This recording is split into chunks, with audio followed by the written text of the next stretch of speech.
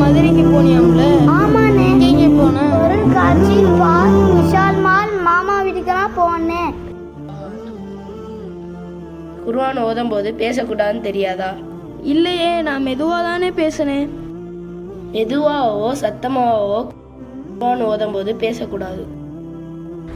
அல்லாஹ் குர்ஆன்ல 6ஆம் சூரால 204வது வசனத்துல என்ன சொல்றான்னு தெரியுமா? குர்ஆன் ஓதப்பட்டா அதை நீங்க மௌனமாக இருந்து கேளுங்க எப்படின்னு சொல்றான். அப்படியா?